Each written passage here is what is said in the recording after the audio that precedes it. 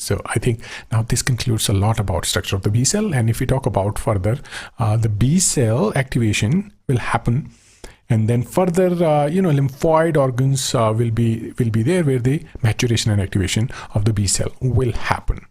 Now, further, what happens is after the B cell gets stimulated, it will have really high amount of endoplasmic reticulum. So let me design the endoplasmic reticulum in the B cell. And basically, this is very, very high amount of endoplasmic reticulum, and it is required for protein synthesis because it requires to produce a lot of antibodies, and antibodies, they are proteins, right?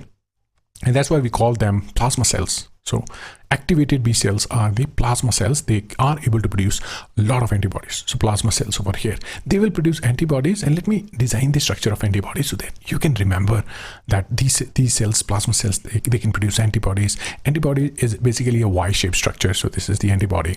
And you have heavy chains, you have light chains, and then further it will produce large amount of antibodies, and these antibodies are really important for the neutralization of the antigen, right, and also the pathogens. So first thing that they will do is neutralization of toxin molecules. Suppose these are toxins, and antibodies, these can bind directly to these toxins and then neutralize these toxins. So that is one important part. It is known as toxin neutralization. So let me write it down. Toxin neutralization.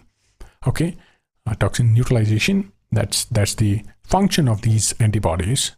Okay, so next is neutralization. Next is another important function of these antibodies, where the pathogen, let's suppose this is the pathogen and these are the antigens on the surface of the pathogen. These antibodies can actually directly bind to this pathogen and then cover it up, and that covering is known as opsonization. Opsonization, really important part of our adaptive immunity. So these are the basic functions that are completed by our antibodies.